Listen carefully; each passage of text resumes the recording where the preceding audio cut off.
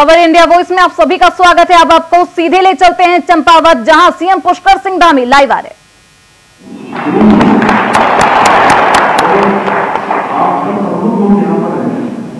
तो हमको एक ये पता होना चाहिए कि ये केंद्र सरकार ने कितने भारत को ये कोई समाज नहीं। और बार हमको लगता है कि ये योजना भी आ गई, वो योजना भी आ गई, ये योजना भी आ गई, कितनी योजनाएं आ गई जिनसे मोदी के नेतृत्व में 10 सालों में अनेकों योजनाएं आ गई, सैकड़ों योजनाएं। तो ये आसानी से योजना नहीं है। अगर आसानी से आ रही होगी तो देश में 7 सालों तक लगातार कांग्रेस पार्टी का शासन था, तो उसमें कोई योजना इस प्रकार की क्यों नहीं है? क्यों नहीं हमारी महिलाओं के बारे में चिंता की गई कि उनको खुले में शौच जाना पड़ता है, दिन में कितनी परेशानी होती है, पानी लेने के लिए थोड़ा रख के गर्मी रख के नीचे तक उठाना पड़ता है, ये कठिनाई होती है। धुआं कितना उनके स्वास्थ्य के लिए हानिकारक होता है, क्योंकि वो खुला योजना लाएंगे। क्यों नहीं किसी की प्रधानमंत्री की सरकार ने आयुष्मान भारत योजना लाई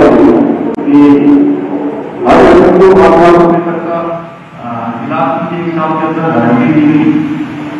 क्यों नहीं ऐसे ऊपर के सरकार को जो है 5 किलो राशन देने का काम नहीं हुआ। लगभग क्योंकि हमारी बहनें आज इतनी करोड़ों की संख्या में हो रही थी, करोड़ वीडियो को लगभग बनाने का 1 लाख इतना नहीं जो हमने किया था, अब हमें 1.5 लाख वो भी नहीं बना सकते। तो ऐसी अनेक योजनाएं जिसको गिनाना तो समय बहुत कम है।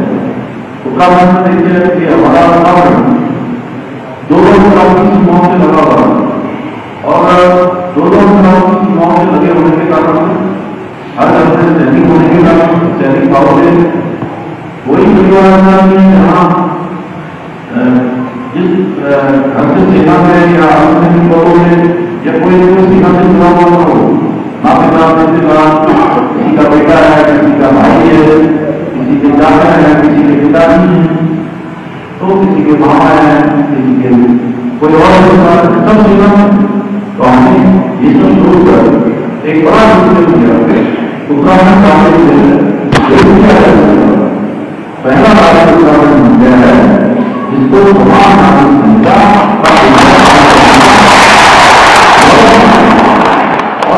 संहिता करने के बाद राष्ट्रपति महोदय जी जब इसमें जो है उन्होंने भी अपनी स्वीकृति दे दी। 9 नवंबर से पहले 9 नवंबर से स्थापना दिवस है हमारा 9 नवंबर 2024। इससे पहले ये लक्ष्य किया है कि हम इससे पहले एक्ट को उत्तराखंड नंबर 2 किसी समुदाय का होगा, किसी वर्ग का होगा, तो वह तो सीएम पुष्कर सिंह धामी चंपावत से एक बैठक में, टिफिन बैठक में शामिल हो रहे थे और लोगों से संवाद करते हुए नजर आए। रुकेंगे छोटे से ब्रेक के लिए, फौरन लौटेंगे। ब्रेक के बाद एक बार फिर से आप सभी का स्वागत है। खबरों में बढ़ते आगे। लखनऊ से बड़ी खबर सामने आ रही है, अहम जानकारी लखनऊ से सामने आ रही है। सीएम योगी आदित्यनाथ का आज कार्यक्रम है 14वीं हॉकी इंडिया कांग्रेस की पूर्व संध्या पर सीएम योगी करेंगे संवाद। शाम 6 बजे से होगा कार्यक्रम और इसकी शुरुआत शाम 6 बजे से होगी। 5 केडी सीएम आवास पर सीएम योगी करेंगे संवाद। तो 14वीं हॉकी इंडिया कांग्रेस की पूर्व संध्या पर यह संवाद किया जाएगा सीएम योगी के द्वारा और 5 केडी सीएम आवास पर सीएम योगी संवाद करते हुए नजर आएंगे। तो शाम 6 बजे संवाद की शुरुआत होगी। लखनऊ से इस वक्त की अहम जानकारी, सीएम योगी आदित्यनाथ का आज कार्यक्रम है 14वीं हॉकी इंडिया कांग्रेस की पूर्व संध्या पर सीएम योगी संवाद करते हुए नजर आएंगे और इस दौरान कई प्रतिनिधि, अलग अलग क्षेत्र से आए हुए प्रतिनिधियों को सम्मान भी देते हुए सीएम योगी आदित्यनाथ नजर आएंगे। तो 14वीं हॉकी इंडिया कांग्रेस की पूर्व संध्या पर सीएम योगी करेंगे संवाद। शाम 6 बजे इस कार्यक्रम की शुरुआत होगी। शाम 6 बजे से होगी कार्यक्रम की शुरुआत और सीएम योगी करेंगे 5 केडी सीएम आवास पर संवाद। तो इस खबर पर ज्यादा जानकारी के साथ हमारे सहयोगी मोहम्मद आसिफ लखनऊ से हमारे साथ जुड़ चुके हैं। सीधे रुक करते हैं उनकी तरफ। शाम 6 बजे आसिफ, क्या कुछ कार्यक्रम और किस तरीके से सीएम आवास पर ये पूरा कार्यक्रम किया जाएगा? कल यानी रविवार को से जूनियर हॉकी नेशनल चैंपियनशिप का आयोजन लखनऊ में होने जा रहा है और यह पहला आयोजन है जो लखनऊ में किया जा रहा है। और इस जूनियर हॉकी नेशनल चैंपियनशिप में जो टीमें हिस्सा लेगी 6 राज्यों की टीमें हैं और इन्हें 6 जोन में बांटा गया है। और यह हॉकी टूर्नामेंट होने के पहले आज शाम यूपी सीएम योगी आदित्यनाथ सभी खिलाड़ियों से मिलेंगे और साथ ही साथ जो उनके कोच हैं उनसे भी मुलाकात करेंगे। यूपी सीएम योगी आदित्यनाथ की तरफ से उन्हें सम्मानित करने का भी काम किया जाएगा। क्योंकि जिस तरह से यूपी सीएम योगी आदित्यनाथ विकास कार्यों को लेकर चाहे कानून व्यवस्था को लेकर जो अच्छा काम होता है उसका शाबाशी भी देते हैं और ये खिलाड़ियों के उत्साहवर्धन के लिए यूपी सीएम योगी आदित्यनाथ ने उनसे मुलाकात का कार्यक्रम बनाया है। शाम 6 बजे अपने आवास पर वह खिलाड़ियों और उनके कोच के साथ मुलाकात करेंगे। जी बिल्कुल। सीएम योगी आदित्यनाथ के साथ इस संवाद कार्यक्रम में और कौन कौन से प्रमुख हिस्सा लेते हुए नजर आएंगे?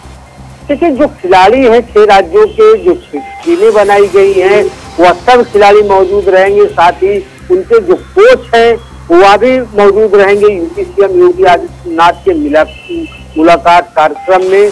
तो यह कहा जा सकता है कि बड़ी बात है किसी युवा खिलाड़ियों को उत्साहवर्धन के लिए जिस तरह से यूपी सीएम योगी आदित्यनाथ उनका हौसला बढ़ाएंगे और 6 राज्यों के टीम के जो खिलाड़ी हैं कोच हैं वह शामिल होंगे। जी बिल्कुल। लखनऊ का ये दौरा आज सीएम योगी आदित्यनाथ संवाद करते हुए नजर आएंगे। पुलिस प्रशासन की तरफ से क्या कुछ, क्योंकि चैंपियनशिप की भी शुरुआत लखनऊ में पहली बार होने जा रही है, तो क्या कुछ पुलिस प्रशासन की तरफ से सुरक्षा व्यवस्था को लेकर?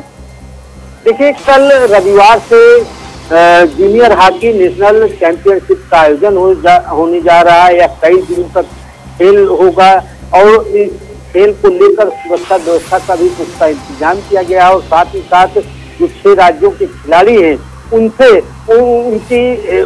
उनके ठहरने की उचित व्यवस्था की गई और साथ ही साथ उनकी सुरक्षा को लेकर भी काफी इंतजाम किए गए हैं। और इस खेल को लेकर यूपी सीएम योगी आदित्यनाथ भी पूरी तरह से उत्साहित है।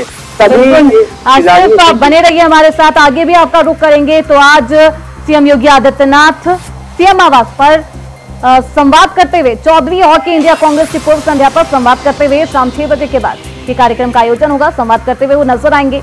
तो शाम 6 बजे से कार्यक्रम की शुरुआत होगी और बेहद अहम कार्यक्रम, युवाओं के जोश को बढ़ाने का भी काम किया जाएगा।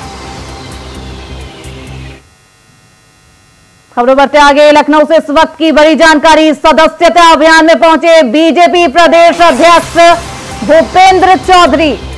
लखनऊ के रकाबगंज में हो रहा है कार्यक्रम सदस्यता अभियान 2024 बूथ कार्यशाला कार्यक्रम। बूथ कार्यशाला में पहुंचे हैं बड़ी संख्या में बीजेपी कार्यकर्ता भी इस दौरान मौजूद नजर आ रहे हैं। सदस्यता अभियान में पहुंचे हैं बीजेपी प्रदेश अध्यक्ष भूपेंद्र चौधरी और लखनऊ के रकाबगंज में ये कार्यक्रम का आयोजन किया गया है। बीजेपी कार्यकर्ताओं का भी जोश आई है, नेताओं का भी जोश आई है और बड़ी संख्या में सभी कार्यकर्ता इस आयोजन में शामिल हुए हैं, इस कार्यक्रम में शामिल होते हुए नजर आ रहे हैं। तो लगातार सदस्यता अभियान को लेकर बढ़ चढ़ कर बीजेपी काम करती हुई नजर आ रही है और 1 सितंबर से यह अभियान भी शुरू होगी। और ऐसे में बीजेपी प्रदेश अध्यक्ष भूपेंद्र चौधरी आज कार्यशाला के आयोजन में शामिल हुए हैं। तो वहीं हमारे साथ हमारे सहयोगी मोहम्मद आसिफ लगातार बने हुए हैं। आसिफ, लखनऊ के रकाबगंज में हो रहा है ये पूरा कार्यक्रम अभियान, सदस्यता अभियान की शुरुआत होने जा रही है और इससे पहले बूथ कार्यशाला कार्यक्रम में पहुंचे हैं भूपेंद्र चौधरी। बड़ी संख्या में बीजेपी कार्यकर्ता भी मौजूद है। देखिए, सुश्री यूपी में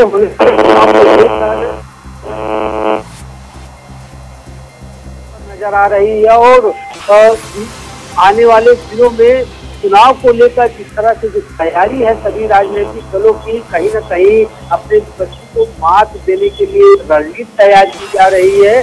और बीजेपी इस चुनाव में बैतरणी पार करने के लिए सदस्यता अभियान चला रही है। 2 दिन पहले ही प्रदेश अध्यक्ष की अध्यक्षता में एक अहम बैठक की गई थी, जिसमें तय हुआ था कि ज्यादा से ज्यादा सदस्य बनाए जाएं बीजेपी के, क्योंकि जितने ज्यादा कार्यकर्ता रहेंगे उतने ही जीत की आसानी रहेगी। और जो आम रणनीति बनाई गई थी, इसी को आगे बढ़ाते हुए आज राजधानी लखनऊ के रकाबगंज में सदस्यता अभियान चलाया गया, जिसका जायजा लेने के लिए बीजेपी प्रदेश अध्यक्ष भूपेंद्र चौधरी पहुंचे थे। क्योंकि साफ तौर पर भूपेंद्र चौधरी ने पिछले दिनों हुई बैठक के दौरान कहा था कि उन्हें सही आंकड़ा चाहिए, जो सही में सदस्य हैं तो उनके बारे में ही रिपोर्टिंग की जाए। कितना लक्ष्य रखा गया है, आखिर कितने लोगों को सदस्यता अभियान में बीजेपी से जोड़ने का ये मुहिम है और क्या कुछ इसका उद्देश्य है?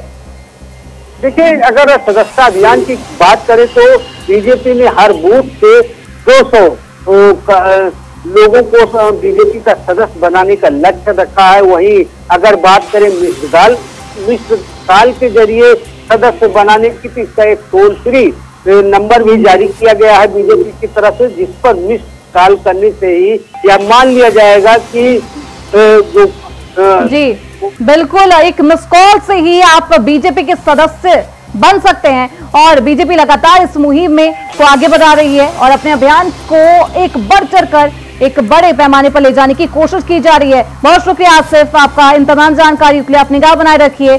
तो लगातार बीजेपी सदस्यता अभियान के लिए इस तरीके से बड़े पैमाने पर काम करती हुई नजर आ रही है।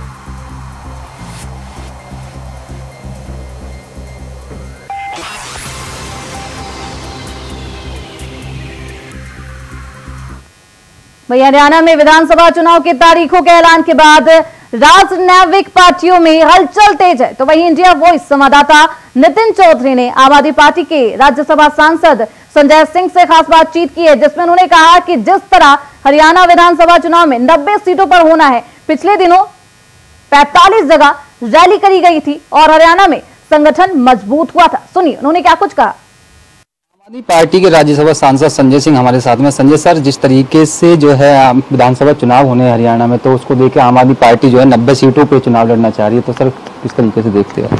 देखिए, हमने पिछले दिनों 45 जगहों पे रैलियां की थी और 15 दिन में 45 रैली करना कोई सामान्य बात नहीं है। लोकसभा के चुनाव में भी जो एक सीट हम लोगों को मिली थी सुशील गुप्ता जी, वो लगभग 5.5 लाख वोट उनको मिला और हरियाणा में एक मजबूत संगठन हमारा है, तो इसलिए हम लोग वहाँ चुनाव लड़ने की तैयारी में हैं। और हमारे साथी सुशील गुप्ता जी, संदीप पाठक जी, ये लोग संगठन का और चुनाव में हमारी तैयारियों का पूरा उसका जायजा भी ले रहे हैं और उसके हिसाब से हम लोग चुनाव में जाएंगे। भैया, जिस तरीके से मुख्यमंत्री जी अभी फिलहाल जेल में हैं, तो किस तरीके से चुनाव प्रचार किया जाएगा आम आदमी पार्टी की तरफ से?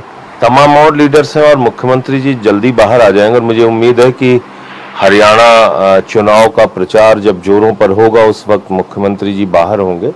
5 तारीख को उनकी डेट लगी हुई है और उनके खिलाफ कोई साक्ष्य नहीं है। अभी देखिए, आप हर मामले में ईडी को सुप्रीम कोर्ट से लताड़ मिल रही है,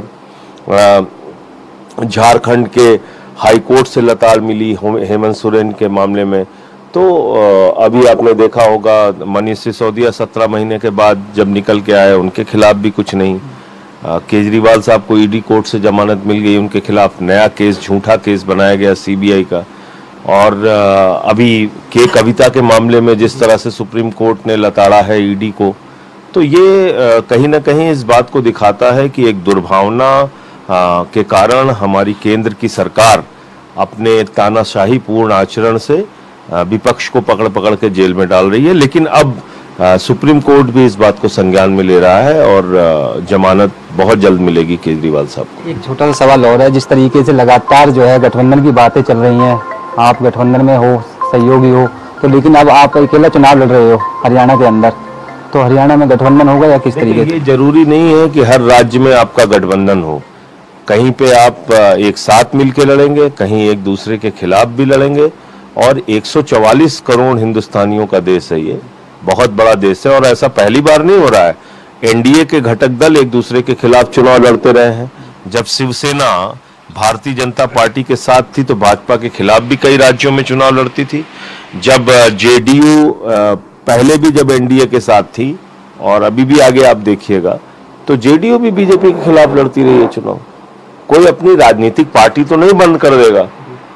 तो ठीक है, जहां जैसे सीपीएम है और कांग्रेस है तो उन्होंने बंगाल में विधानसभा का चुनाव साथ लड़ा और अभी लोकसभा का चुनाव अलग अलग लड़े, और आपने देखा होगा केरल में भी लड़े अलग अलग। तो मुझे लगता है कि ये कोई जहां राष्ट्रीय मुद्दे हैं, बड़े मुद्दे हैं, वहां हम सब लोग इंडिया गठबंधन के लोग एकजुट हैं और राज्यों के चुनाव में अलग अलग लड़ेंगे।